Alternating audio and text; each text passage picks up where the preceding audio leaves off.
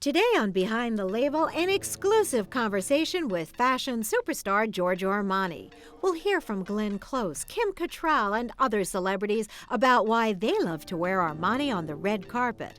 Then go behind the scenes of Armani's Milan operations with legendary film director Martin Scorsese and discover what Giorgio Armani has up his sleeve next and how will it shape the future of Armani style.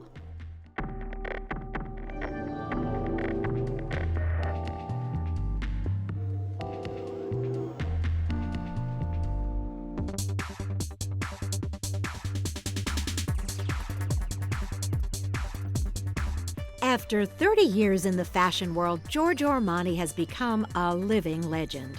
During his illustrious career, he has changed the way we look at fashion with his simplicity, elegance, and impeccable style.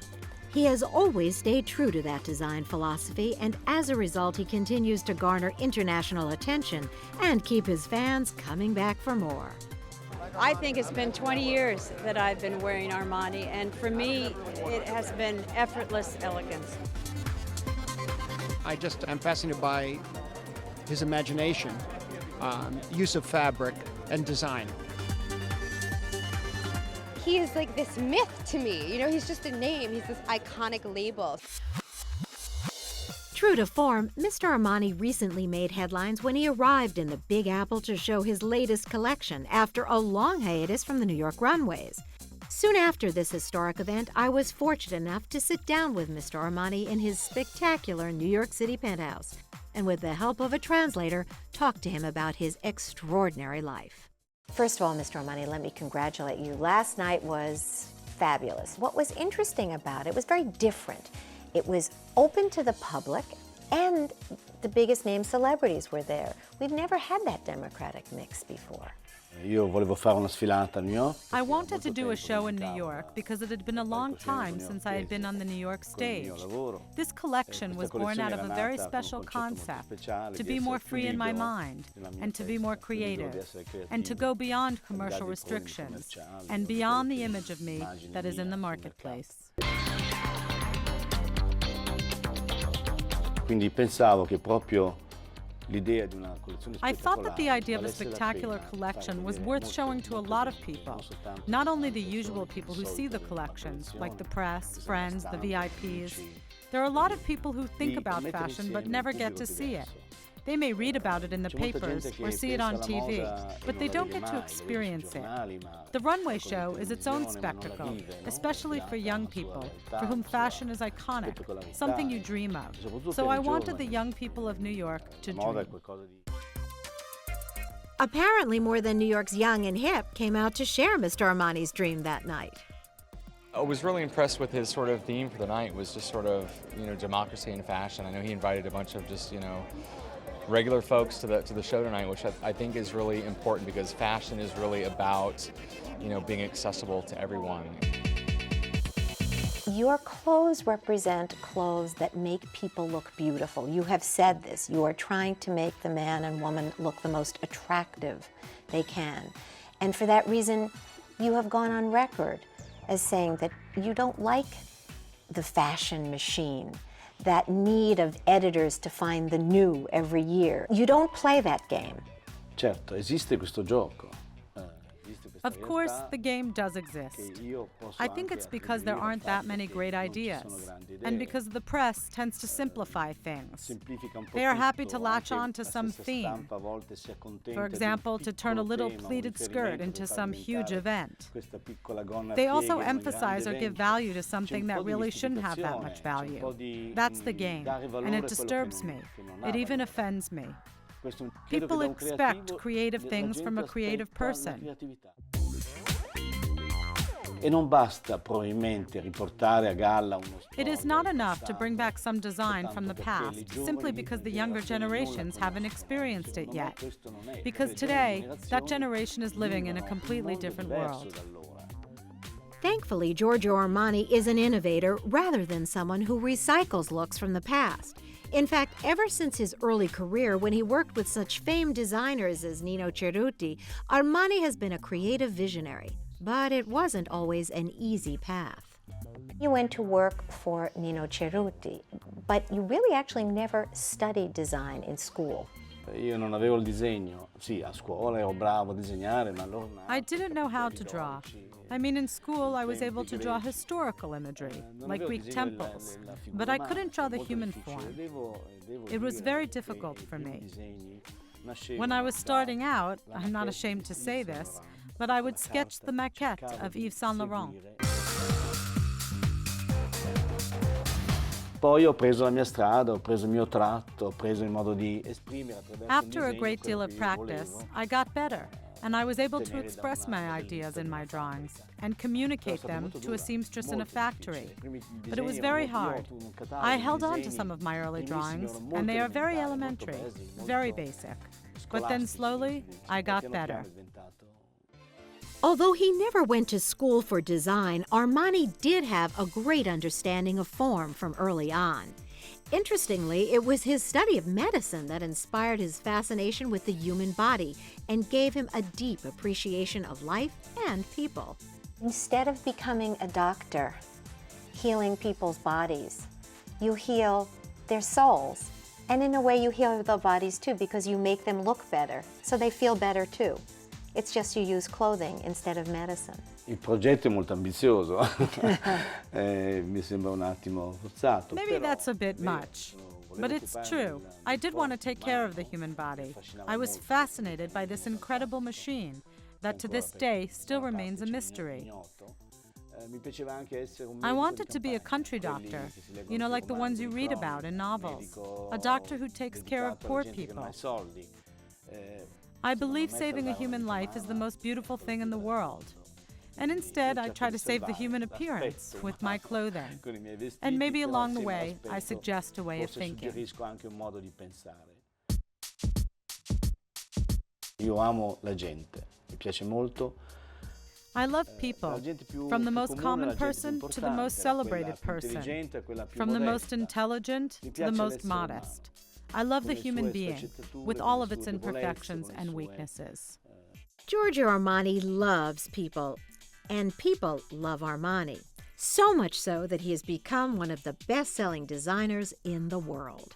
You have a $2 billion company, and yet you seem to want more. Why? Naturalmente in questo mestiere fermarsi.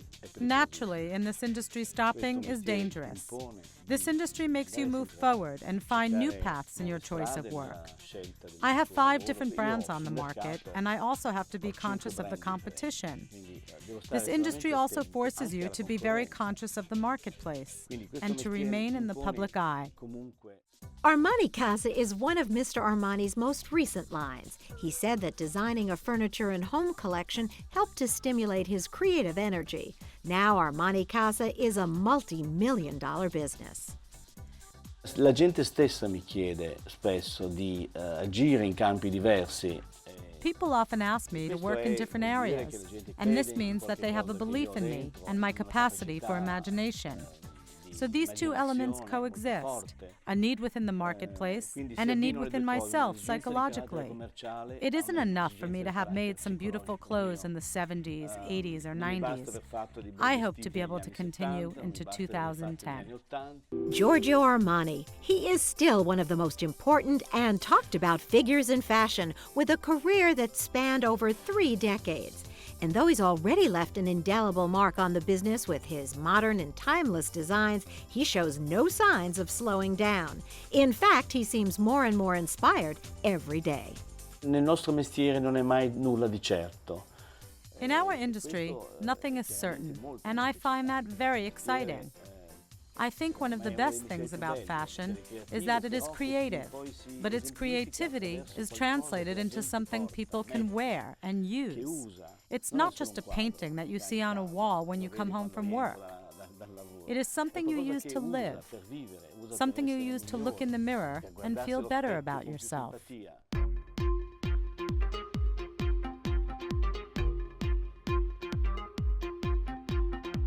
Since Armani's clothing makes people look and feel better, it's no wonder that all of Hollywood has caught on like wildfire. In Tinseltown, everyone who's anyone wants to be seen and photographed in Armani. And whether Armani is dressing stars for their film or stroll down the red carpet, celebrities draped in his designs have been known to create a buzz. Perhaps no one knows more about Armani's impact on Hollywood than stylist to the stars, Philip Block. I remember working with them over the years, and I remember when I first went to Hollywood and dressing celebrities, that's the first stop you learn on Rodeo Drive is Armani. And I worked with Faye Dunaway right out of the shoot, so to speak. And so, she's like, darling, you have to go to Armani for me, of course. And it's like, I've already been there. And you go and you get racks of things from Armani, and your client's gonna be happy. Armani has long been inspired by the relationship between cinema and fashion, but the real love fest between Hollywood and Armani began with his landmark film debut in 1980. I think the first movie that Mr. Armani ever did was American Gigolo with Richard Gere, and it kind of had a seismic effect on Hollywood that I remember how he looked. He had the dark shirt and that beautiful suit, and that was the beginning. That movie put him on the map. And it was about textures. It was just layering the textures of the ties with the shirts, with the jackets. And remember, he laid out the clothes. And it was just boom, boom, boom, boom, boom.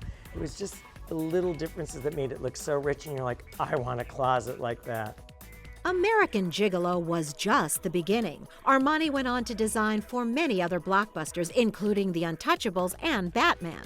But he also wanted to tackle something much larger and longer, the Hollywood red carpet.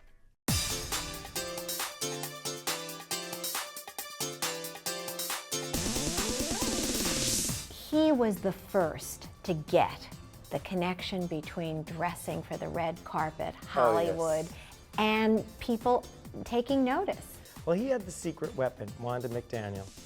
Wanda McDaniel in Hollywood was the secret weapon. She was the agent, so to speak, and she went out there and found the clientele and found the celebrities that were dying for clothes to wear. You needed somebody to dress you to go to the Oscars, to go to the Golden Globes, to go to the Emmys.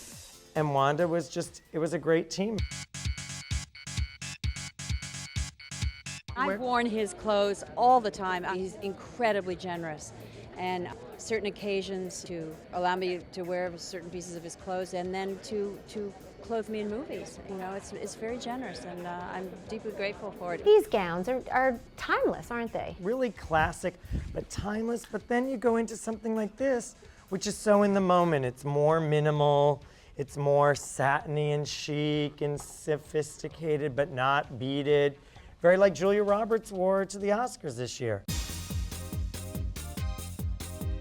Every actress dreams of wearing a Giorgio Armani original, and Armani aims to please as many as he can, even young stars looking for their big break. Giorgio Armani was one of the first designers to be really kind to me as a celebrity on the rise.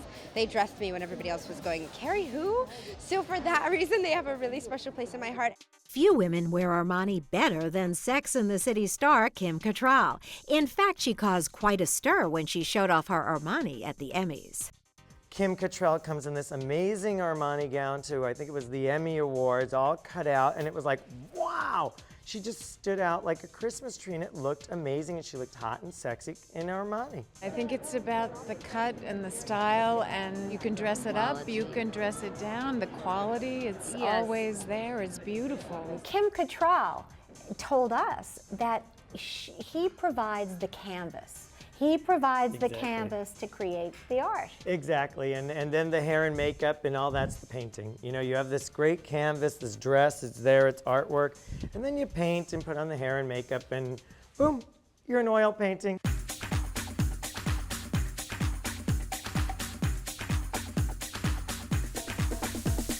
You make something for everyone that I find most important because, when you're in Hollywood, you're working with Selma, who's tiny, or you're working with Sandra Bullock, who's tall, or you're working with Halle Berry, who's curvy. It depends who you're working with, but there's all different body types in Hollywood because actresses and actors come in all shapes and sizes. And it's interesting, Armani works on all of them. Success in Hollywood has been especially sweet for Giorgio Armani because he is so passionate about the cinema. So it seems only fitting that one of his first and closest friends in showbiz is the legendary director, Martin Scorsese. We had a couple of mutual friends and wound up meeting him, I think it was in Milan or in Rome. I'm not quite sure, but I think it was Milan. And wound up doing a little documentary on him in 1990. That documentary, called Made in Milan, follows Giorgio Armani as he carefully prepares for a fashion show. Scorsese gives viewers an extremely candid snapshot of a designer who is otherwise intensely private.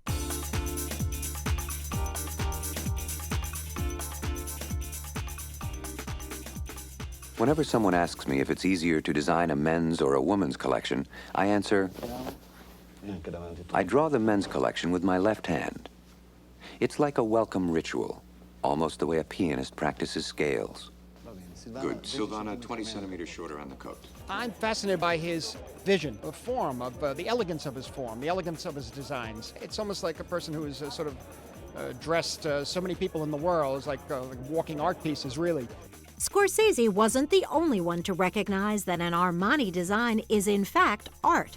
Years later, in 2000, Armani's artful designs were celebrated in an exhibition at the Guggenheim Museum in New York City.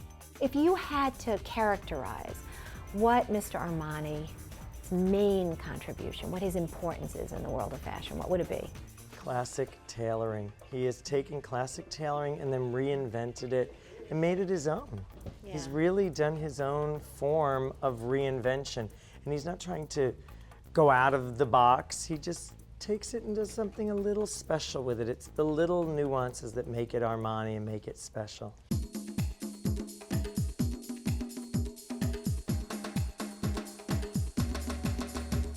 We're sort of like the poster children for contemporary. I love this. I mean, look, you just put it on and you feel rich. The point is, when you put these on, then you feel it. I don't even need to look in a mirror and I know I look good. It fits you perfectly. I know I look good. You do. I don't even need to look in a mirror. It's like, you don't need to look in a mirror. That's the amazing thing about it. I feel like since the first day I had my first Armani suit, I knew I can put that on, boom, boom, boom. I can look at the tie and the shirt with it here and go, okay, it looks good. Boom, I put it on. I don't even need to look in a mirror. I know I look great. Well, you do, darling. You look marvelous.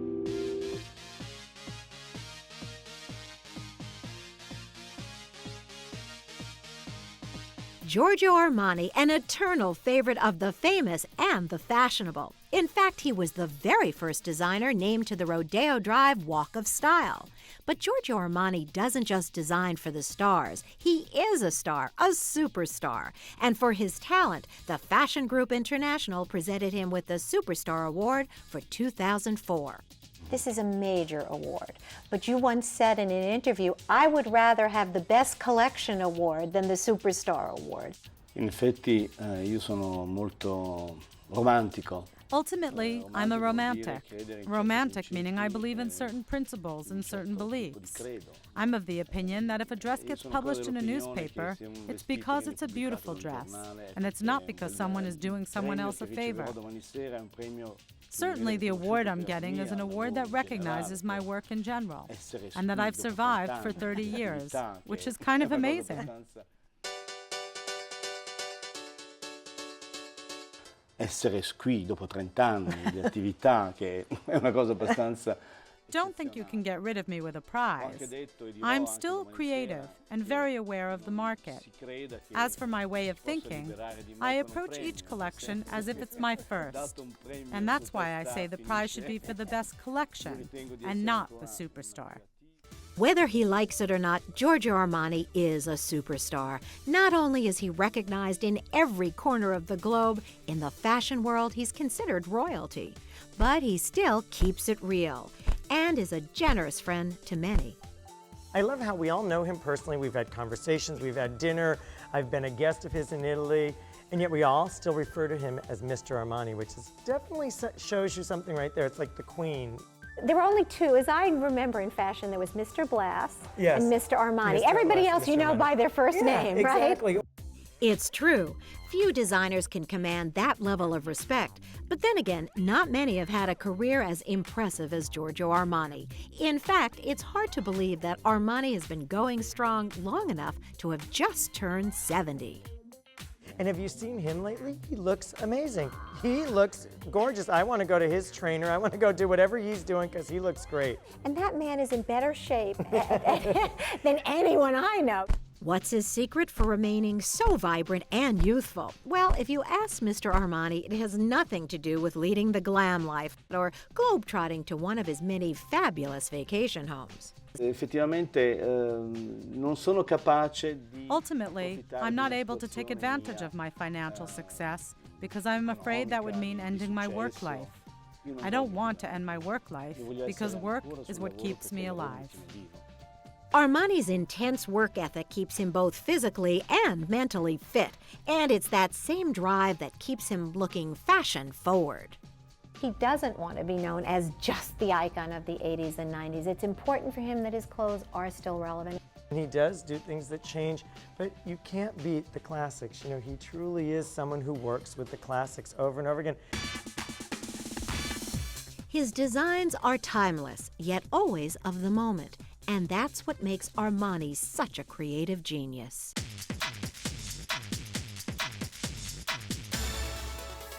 For Armani to design one collection after another for so many brands after so many years, it makes one wonder, where does he find the time and what's with the all work, no play attitude? I always wonder, why don't you just relax more? Valentino was always partying, and Versace, he was always partying.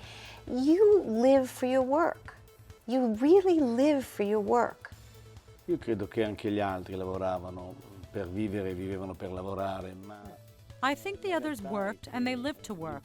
But with due respect to Valentino, I have roughly 4 times the responsibility that Valentino had in his operation. I take care of the designers, the managers, the stores, the finances. All those people rely on me for decisions. And if I have to make a major decision, then I have to understand all sides of the issue. And that takes up a huge part of my day. Before Armani had to make these decisions on his own, he discussed them with longtime companion and business partner Sergio Galeotti. It was together that the two launched the Giorgio Armani brand, making it the successful empire it is today.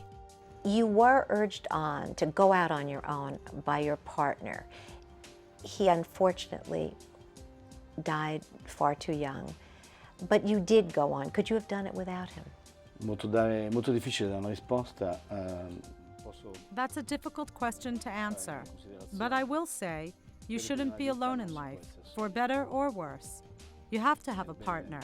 It is very hard to be alone, to fight alone. Sometimes having someone beside you gives you strength, even if it is only a look or a gesture. These days, Armani still keeps those close to him within arm's reach. Family is very important, but it also has stayed very important in your business structure too. Diciamo che sono importanti gli affetti che possono essere quelli familiari. Relationships are important, and they can be family relationships, like for me, my nieces and nephew and my sister, or they can be other relationships, like people you work with for many years. Though you're not actually related, those people too are part of your life. It's also important to satisfy the needs of the people you love. I mean the ones you really care about, and the ones who expect the best from you. The day you don't have the ability to provide for them anymore is the day that you let them down. That's what keeps me going. That's what motivates me to continue to push myself. Armani also aims to please his public, so showcasing a new collection and staging it for the world can be an emotional experience. Ieri sera ho avuto un grandissimo divertimento. I had so much fun up to the moment where I took my bow. After that, the crisis began. It's kind of like having a child. After the show, you feel like you've lost a part of yourself. You've done what you had to do. The audience applauds, but then it's terrible. Afterwards, you want to hide, you want to run away. So at the party after the show, I was really sad because something had ended.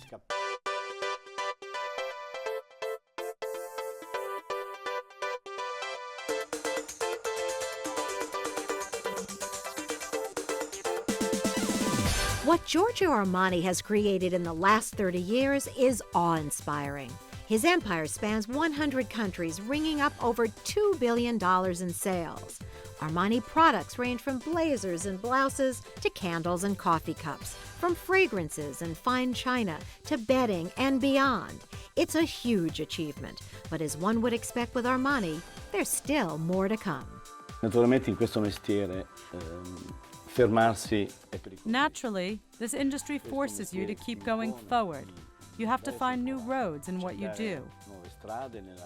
For example, I want to design a high-end line that's geared toward people who are maybe comfortable but not rich. A collection that you don't have to be extremely wealthy to afford. What makes you the happiest? Passati molti anni, ho sperimentato anche. I have learned through many years of experience that I love my job. It's something that never leaves me. It's something that is connected to everything that I do. And even though I'm very busy, I still enjoy myself very much.